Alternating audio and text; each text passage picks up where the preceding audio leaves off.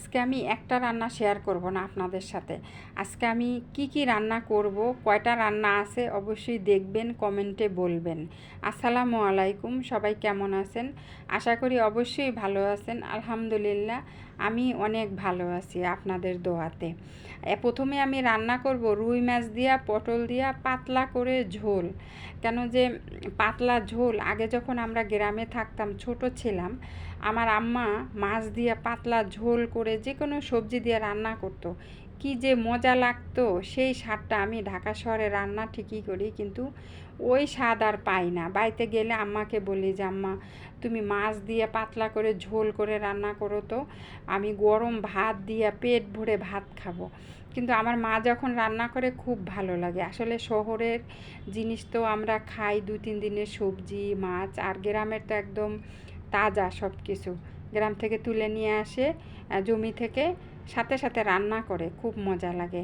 অনেকক্ষণ বকবক করলাম, কি দিলাম আসলে সেটা কিছুই বললাম না। তারপরে এখন বলি, তেল দিয়ে দিলাম, পেঁয়াজ মরিচ রসুন সামান্য একটু জিরার গুঁড়া দিয়ে সবজিটা আগে কষিয়ে নিলাম। ও আচ্ছা, হ্যাঁ, এই যে রুই মাছ ছিল 5 টুকরা না যেন 4 টুকরা।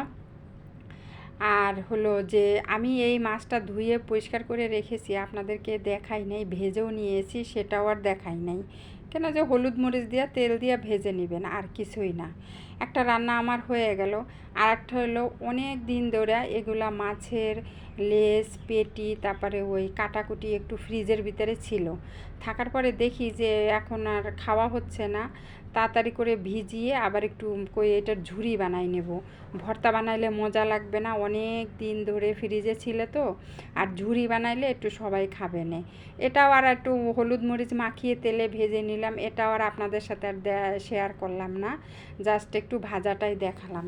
একটু পেঁয়াজ কাঁচামরিচ আর রসুন দিয়ে তারপর একটু হালকা একটু ভেজে নিয়ে ওই যে মাছ ভাজাটা ঝুরির মতো বেছে নিলাম, ওইটা দিয়ে দেব। হ্যাঁ, তবে আসলে না 3-4টা রান্না আমরা প্রতিদিনই দুপুরে করি, কিন্তু আমরা সবসময় একটা রান্না আমরা ভিডিওতে দিই, কেন যে 3-4টা রান্না দেখানো সম্ভব হয়ে ওঠে না। অনেক সময় মন ভালো লাগে না, শরীর ভালো লাগে না, তখন কিন্তু আমরা ওই ভিডিও করি না।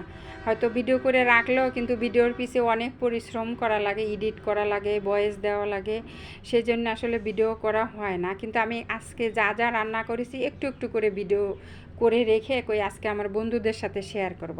হ্যাঁ, এটা হলো গরুর মাংস ছিল 3-4 দিনের বাসি, ওইটা আবার একটু গরম করলাম, সেটাও একটু ভিডিও করে আপনাদের সাথে দেখালাম। আর লাস্ট হলো মিষ্টি কুমড়ার ভর্তা। এটা হলো, আমি মিষ্টি কুমড়াটা ভেজে নিয়েছি ভালো করে, সরিষার তেল দিয়ে ভেজে নিয়েছি, আর শুকনো মরিচ আর একটা চিংড়ি মাছ দিয়ে ভালো করে মেখে নিয়েছি। নেওয়ার পরে এখন গরম গরম ভাতের সাথে খাবো, কিন্তু আমি আজকে আর ভাত খাওয়া দেখাবো না, জাস্ট আমার রান্না ভর্তা সব দেখালাম। আর কেমন হয়েছে আপু ভাইয়ারা অবশ্যই একটু কমেন্টে জানাবেন।